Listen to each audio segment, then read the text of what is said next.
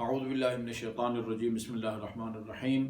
محترم ناظرین و سامعین، اس وقت پوری دنیا کا وہ پرنٹ میڈیا اور الیکٹرونک میڈیا اس کے اوپر ایک ہی موضوع سوار ہے، چھایا ہوا ہے، اور وہ کورونا وائرس ہے۔ افسوس سے کہنا پڑتا ہے کہ شاید دنیا میں کوئی ایسا ملک بچا ہوا ہو جو اس وبائی بیماری کا شکار نہ ہوا ہو۔ ڈھونڈنا پڑے گا۔ بعض کا خیال ہے کہ دنیا کے تمام ممالک میں 18 ممالک ہیں جو ابھی تک اس سے محفوظ ہیں۔ خدا کرے یہ خبر سچ ہو۔ یہ ایک ناقابل انکار حقیقت ہے محترم ناظرین اور سامعین، کہ یہ اس وقت دنیا میں جتنے بھی لوگ وہ چاہیں کسی بھی مذہب مکتب سے تعلق رکھتے ہوں، جو بھی اس کا شکار ہے، ان کے اندر سے اس کورونا وائرس نے جنم نہیں لیا۔ یہ پھیلا ہے، باہر سے آیا ہے، اور یہ ایک بیماری ہے جو دوسروں تک پھیلتی ہے۔ یہ متعدی اور وبائی بیماری ہے۔ اور دوسری حقیقت جو کہ ناقابل انکار ہے وہ یہ ہے کہ اس کے پھیلاؤ میں کسی کو کوئی استثناء حاصل نہیں ہے۔ یہ کسی کا لحاظ نہیں کرتا کہ اگلا خدا کو مانتا ہے نہیں مانتا، رسول کو مانتا ہے نہیں مانتا، قیامت کا قائل ہے قائل نہیں ہے، کس مکتب فکر سے اس کا تعلق ہے۔ اس کا نہ کوئی مکتب اور مذہب ہے، نہ اس کی کوئی خاص نیشنلٹی ہے۔ یہ آپ کے شادی ہالوں میں بھی پھیل سکتا ہے، آپ کے وہ بیوٹی پارلر کے اس پر بھی پھیل سکتا ہے، نائی کی دکان میں بھی پھیل سکتا ہے، مساجد میں بھی پھیل سکتا ہے، عتبات مقدسہ میں بھی پھیل سکتا ہے، حتیٰ مسجد النبی اور مسجد الحرام میں بھی پھیل سکتا ہے۔ اور اسی خطرے کے پیش نظر مسجد الحرام اور مسجد النبی میں وہ اس کو داخلہ لوگوں کا بند کر دیا گیا ہے، اور بہت سارے دنیا بھر کے مسلمان، پاکستان سے بہت سارے مسلمان جو عمرہ انجام دینے گئے تھے، عمرہ کے اعمال بجا نہ لا سکے، اور یعنی ان کو بتائے ہوئے اصولوں کے مطابق وہ کسی نہ کسی طریقے سے حالت احرام سے نکل کے ان کو واپس اپنے ملک میں آنا پڑ گیا ہے۔ کسی سے کوئی استثناء نہیں ہے، اور اس کی واضح دلیل اور ثبوت یہ ہے کہ عمرہ جیسی عبادت سے آنے والوں کے ذریعے یہ بیماری پھیلی ہے، اور اسی طرح عتبات مقدسہ کی زیارات کے لیے جانے والے وہ بھی متاثر ہوئے ہیں۔ اس میں کوئی شک نہیں ہے کہ یہ کسی خاص علاقے کے ساتھ محدود نہیں ہے، یعنی مذہبی اجتماعات میں بھی پھیل سکتا ہے، اور غیر مذہبی اجتماعات میں بھی یہ پھیل سکتا ہے۔ اگر مذہبی اجتماعات میں اس کے پھیلنے کا خطرہ نہ ہوتا تو رسول اکرم صلی اللہ علیہ وآلہ وسلم کہ آپ کی سیرت بتاتی ہے کہ آپ احتیاطی تدابیر اختیار نہ کرتے، حالانکہ آپ نے احتیاطی تدابیر اختیار کی، اور جذام کی بیماری میں مبتلا آدمی جب آپ کی بیعت کرنے کے لیے آیا تو آپ نے اس کو یہ کہہ کے واپس کر دیا، قد بایعناک فرجع، تمہاری بیعت قبول ہے، چلے جاؤ، یعنی ہاتھ پر ہاتھ رکھ کے بیعت کرنے کی ضرورت نہیں ہے۔ اسی طرح آپ نے فرمایا فروا یا فر من المجذوم یا جذام کا فرار کے من الاسد، یعنی جذام کی جو وبا کی پھیلنے والی بیماری ہے اس سے اس طرح بھاگو بچو جس طرح شیر سے بچا جاتا ہے یا بھاگا جاتا ہے۔ اس طرح آپ نے فرمایا کہ اگر کسی شہر میں تم رہتے ہو جہاں پر طاعون کی وہ متعدی بیماری ہے تو اس شہر سے باہر نہ نکلو، تاکہ تمہاری وجہ سے دوسرے شہروں میں بھی یہ نہ پھیلے۔ اور اگر تم باہر ہو اور کسی شہر کے بارے میں تم سنو کہ اس میں یہ بیماری ہے تو اس شہر میں نہ جاؤ، اس میں داخل نہ ہو، تاکہ تم اس سے محفوظ رہ سکو۔ اسی طرح وہ حضرت عمر کے بارے میں بھی ہے کہ آپ فلسطین جا رہے تھے بدنے کسی شہر کو قبضے میں لینے، راستے میں آپ کو پتہ چلتا ہے کہ وہاں طاعون کی بیماری ہے، آپ رک جاتے ہیں، انصار سے الگ، مہاجرین سے الگ، اور سب کو ملا کے مشورہ کیا، مختلف آراء آپ کے سامنے آئیں، بعض نے کہا جانا چاہیے، بعض نے کہا نہیں جانا چاہیے، آپ نے فیصلہ کیا، کہا کہ واپس مدینہ چلیں، وہاں بیماری کے پھیلنے کا خطرہ ہے۔ انہی ناقابل انکار زمینی حقائق کے پیش نظر محترم ناظرین و سامعین، ابھی پوری دنیا میں جب لاک ڈاؤن کا سلسلہ شروع ہوا، ہماری حکومت نے بھی دنیا کے دوسرے مسلمان ممالک کے علماء کرام اور فقہائے اعظام کی فتاویٰ کے مطابق یہ فیصلہ ہوا تھا کہ عبادات کو اپنے گھروں تک محدود رکھیں، گھروں میں نماز پڑھیں، حتیٰ کہ ہمارے ایک صوبہ کے اس اعلامیہ کے جاری ہونے کے بعد ایک صوبہ کے وزیر اعلیٰ نے بھی فرمایا تھا کہ میں نے اپنے گھر میں بیٹھ کے آواز کے ساتھ جو ہے نا وہ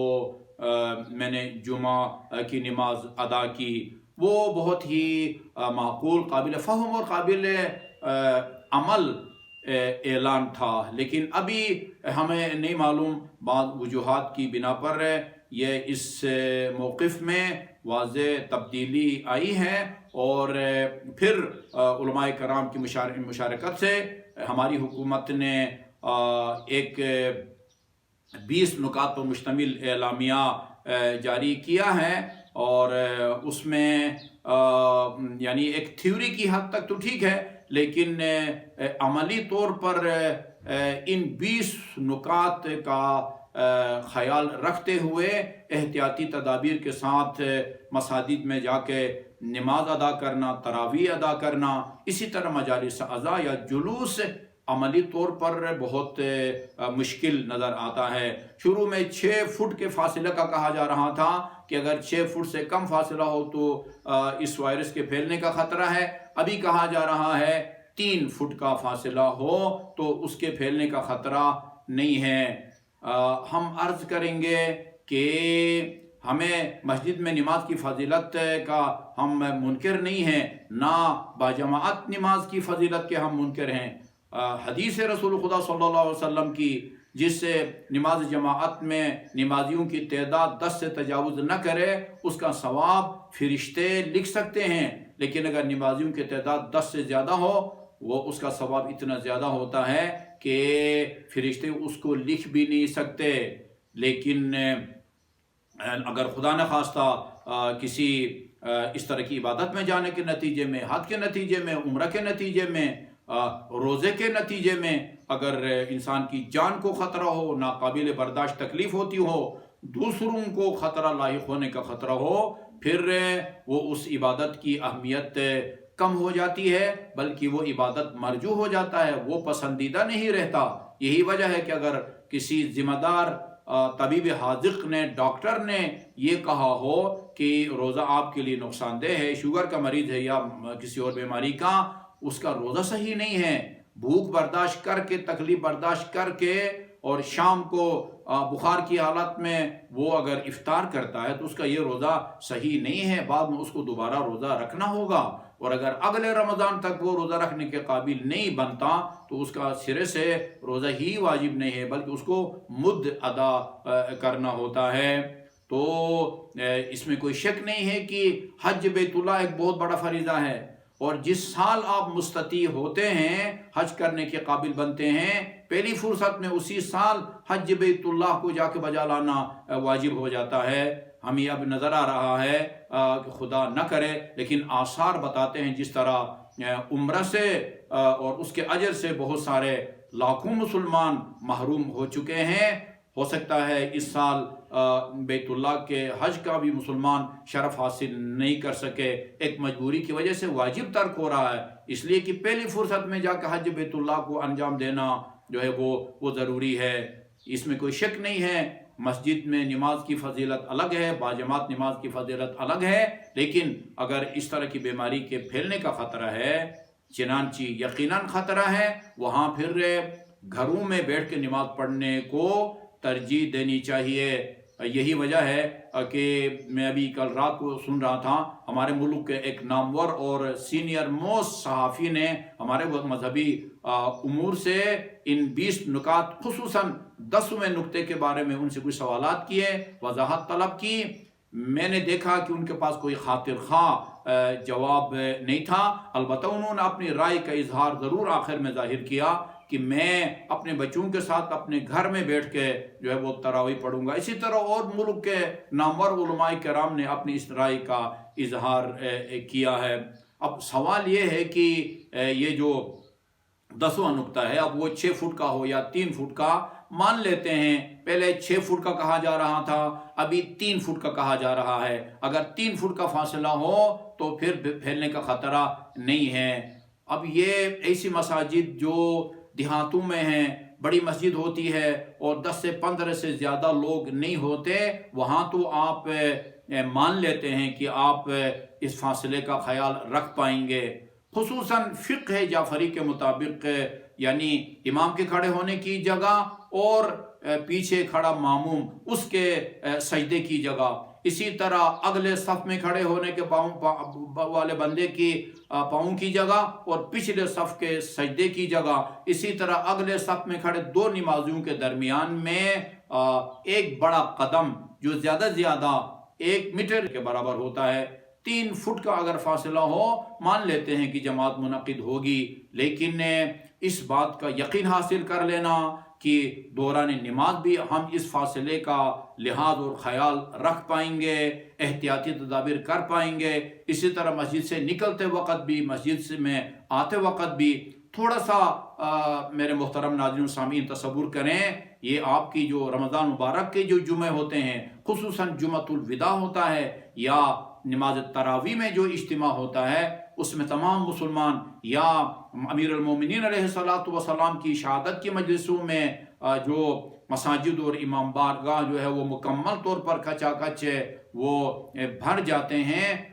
اس میں اگر آپ کو یقین ہے کہ ہم اس فاصلے کا لحاظ کر سکیں گے، خیال رکھ سکیں گے، بیٹھے ہوئے بھی،